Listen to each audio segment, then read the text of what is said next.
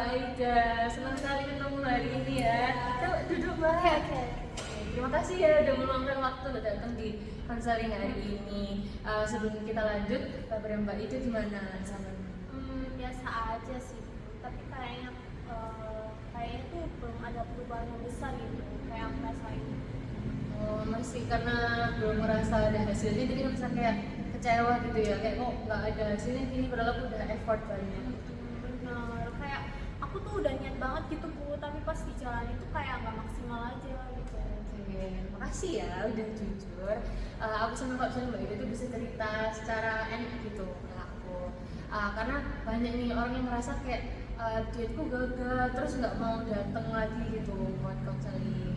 Tapi kamu kan terhadir ini buktinya, jadi kamu tuh udah menunjukkan kalau kamu tuh ada rasa peduli gitu terhadap diri sendiri. Ini kalau misalnya boleh jujur lagi nih ya, apa sih yang bikin Mbak Ida itu ngerasa kok belum berhasil gitu misalnya? Kayak aku tuh ngerasa pengen bener-bener berubah gitu, tapi pas udah capek sekolah dengan segala banyak tugasnya itu rasanya mager banget. Terus kalau lihat badan sendiri di kaca gitu, kayak misalnya ngaca sendiri gitu, kadang jadi sedih. Jadi sedih karena masih itu ya belum sesuai dengan ekspektasinya Mbak selama waktu pertama kali di sini gitu ya. Iya, kadang juga aku kayak ngerasa minder gitu Bu. Teman-teman sebaya aku juga semuanya lebih pede gitu daripada aku. Oke, jadi bukan karena masalah pribadi kayak berat badan sendiri, cuman tapi juga karena rasa percaya diri gitu ya kalau ketemu orang lain. Iya, aku juga sering mikir sih apa kata orang-orang gitu. Oke, makasih ya udah cerita. Aku yakin ini nggak mudah untuk diceritain ke orang lain. Apa yang kamu rasain tuh valid banget kok. Sayangnya banyak remaja perempuan tuh yang posisi sama kayak kamu, masih suka mikir image gitu kan di depan orang. Nanti kalau misalnya orang mikir gini gimana, kayak gitu gimana gitu, nggak apa-apa. Kita coba evaluasi ya dari rencana kita yang waktu di sesi pertama. Waktu itu kan kita rencananya Mbak Ida mau mengurangi jemput sama mau mulai jalan kaki 15 menit beberapa kali sehari, beberapa kali dalam seminggu. Dari rencana itu yang sempat dilakukan sama Mbak Ida yang mana? Kemarin pas weekend itu baru cuma jalan kaki sih, dan itu cuma dilakukan sekali aja gitu. Terus kalau misalnya junk food sendiri juga aku masih sering konsumsi sih setiap hari. Oke, masih sering ya berarti ya.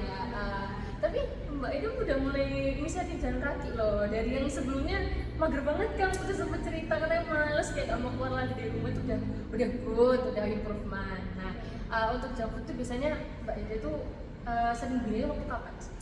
Sering pas pulang sekolah gitu, pas diajakin sama teman, terus pas nongkrong juga gitu. Kalau misalnya pulang sekolah ini kan tadi katanya pulang sekolah kan sering belinya. Nah, sebelum Mbak Ida beli junk food sama temen-temen nih sebelum berangkat ke tempatnya itu tuh biasanya Mbak Ida ngerasain apa sih? Kayak capek, terus lapar banget, terus kadang stres juga gitu habis ngerjain tugas di sekolah. Oke, jadi bukan karena rasa enak atau makanan favorit aja ya junk foodnya. Jadi kayak safe space kamu untuk misalnya kamu merasa tertekan atau apa, jadi kamu merasa lebih baik gitu ya setelah makan junk food. Iya benar. Dulu tuh pernah nggak kayak nongkrong nih sama teman-teman gitu ya, terus kamu mikir inget oh ya aku mau diet nih kan mau nurunin berat badan, pernah kepikir nggak oh aku nggak ikut beli nih gitu kayaknya karena mau diet, atau tetap beli cuman kayak mungkin biasanya kamu beli 3 macam makanan kamu cuma beli satu gitu, cuma beli french fries dan apa tuh, pernah kepikir?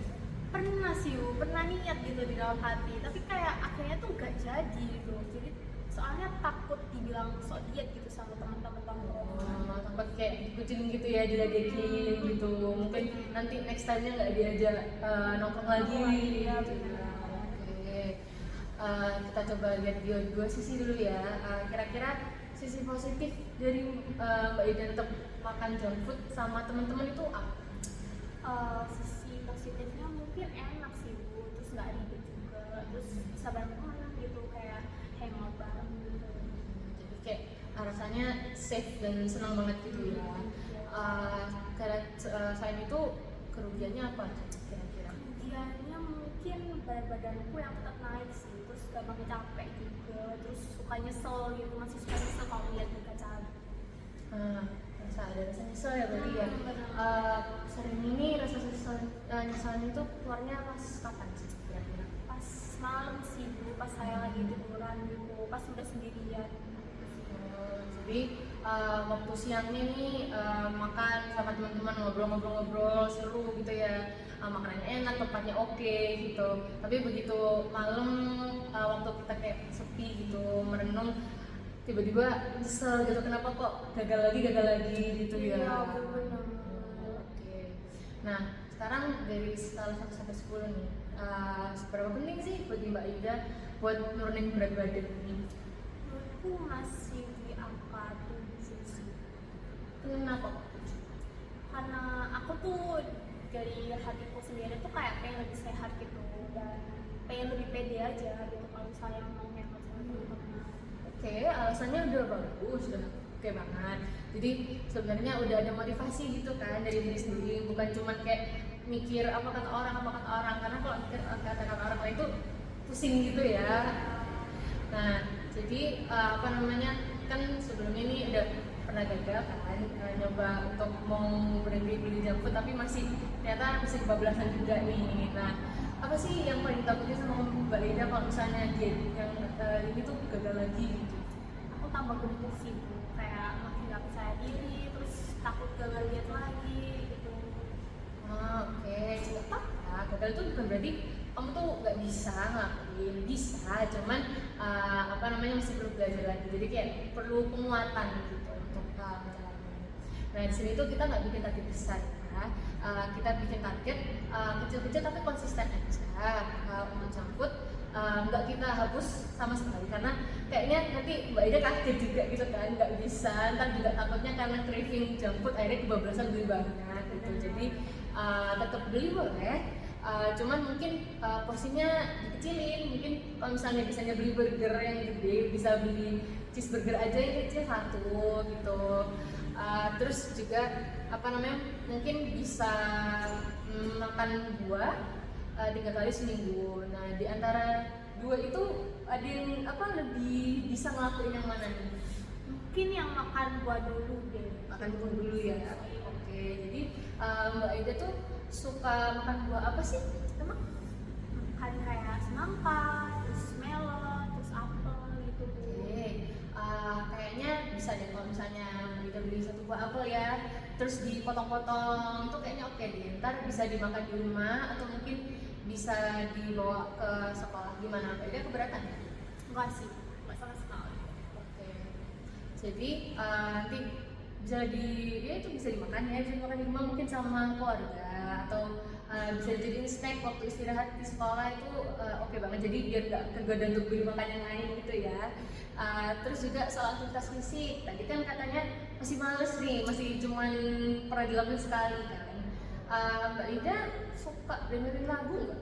Suka, kebetulan aku suka K-pop sih. Nah, K-pop itu kan banyak dance-dance-nya kan, itu kayaknya banyak yang viral itu. Nah, bisa itu dilakuin, jadi ntar pilih lah salah satu grup-grupnya itu, ikutin aja dance-nya, ikutin ya 15 menit mungkin. Apa namanya, itu tuh termasuk aktivitas fisik, karena kan dance itu kita gerak dan itu bisa naikin detak jantungnya kita. Nah, dengan naikin detak jantung itu kalorinya kita tuh jadi banget juga. Terus karena Mbak Ida suka lagunya kan, jadi ngerasa lebih enjoy gitu ngejalaninnya. Jadi kayak gak ngerasa kepaksa banget nih aku harus olahraga karena gini. Nggak, itu kan karena suka sambil dengerin lagu yang suka, jadinya kayak lebih enjoy gitu kan. Oke, kalau kayak gitu gimana kira-kira?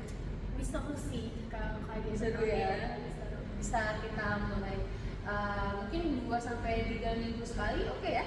Oke.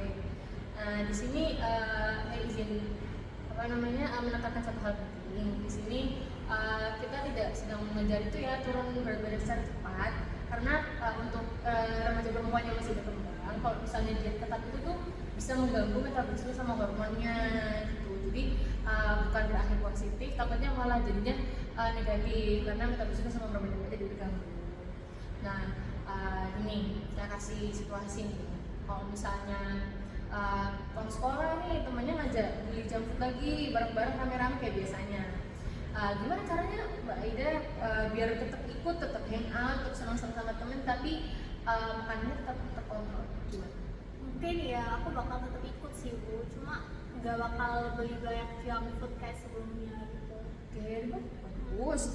Atau mungkin tadi kan sempat bilang makan buah ya buat bisa dibawa ke sekolah. Nah itu bisa dimakan buahnya antara mungkin dipisahin dari yang tadi pagi setengah itu, atau mungkin dibanyakin porsinya jadi bisa dimakan pagi sama sore. Jadi snack sehat gitu. Biar apa kalau misalnya jadi makan junk food sama temen-temen itu jadi belinya nggak terlalu banyak karena udah agak kenyang.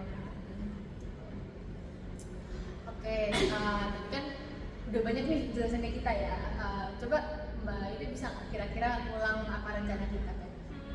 Makan satu jenis buah seminggu 3 kali, terus sama coba dance K-pop 15 menit selama 2 sampai 3 kali seminggu.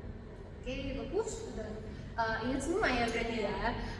Jadi kalau misalnya Mbak Ida mulai malas ngelakuin goals-goalsnya tadi, atau mulai kayak nggak yakin nih mau balik lagi buat konseling gitu, untuk berubah nih, coba diingat-ingat motivasinya Mbak Ida di awal waktu berubah apa itu? Aku mau lebih sehat sama lebih pede sih. Oke, nah coba nih dibayangin, misalnya udah 3 bulan nih Mbak Ida konsisten ya, junk foodnya dikurangin, olahraganya banyak, terus jadi suka snack-snack sehat kayak buah gitu. Kira-kira apa yang bakal berubah gitu? Mungkin aku bakal merasa lebih ringan, terus lebih percaya diri gitu. Kelihatannya kayak indah banget gitu ya hasil akhirnya. Nah, supaya kita bisa mantau perkembangannya Mbak Ida nih, terus juga saya bisa mendukung progresnya Mbak Ida. Gimana kalau kita jadwalin sesi berikutnya 2 minggu lagi dari sekarang di hari yang sama, jam yang sama, cocok? Cocok. Oke, jadi 2 minggu ya kita ketemu lagi, tapi di 2 minggu ini tuh bukan soal sempurna, jadi Mbak Ida nggak harus yang kayak ntar gagal sekali, misalnya nggak sengaja gagal sekali terus akhirnya jadi menghukum diri sendiri, itu nggak perlu. Kalau misalnya ada gagal-gagal juga nggak apa-apa, kan namanya juga proses kan, belajar. Semua ini soal mencoba. Kalau misalnya suatu hari Ida mulai males lagi tuh, ini alasannya apa tuh? Pengen lebih sehat dan juga lebih pede. Bagus, oke. Terima kasih ya Mbak Ida, sudah jujur banget dan terbuka hari ini. Saya lihat Mbak Ida itu sebenarnya punya potensi untuk berubah diri sendiri. Cuman masih perlu waktu dan strategi yang tepat gitu ya. Jadi kita lakukan bareng-bareng ya Mbak, pelan-pelan tapi pasti ya. Oke, iya Bu, terima kasih. Aku di sini jadi kayak merasa lebih baik gitu loh. Aku juga sempat khawatir sih sebelumnya Ibu bakal kecewa. Enggak, saya nggak kecewa kok. Mbak Ida tuh udah bagus dan berusaha untuk berubah gitu kan. Saya di sini nggak menilai Mbak Ida, tidak ngejudge, tapi saya mendukung biar Mbak Ida tuh bisa lebih baik gitu. Oke, terima kasih banyak Bu. Sama-sama Mbak Ida, semangat ya. Iya. Kita ketemu lagi 2 minggu lagi. Oke.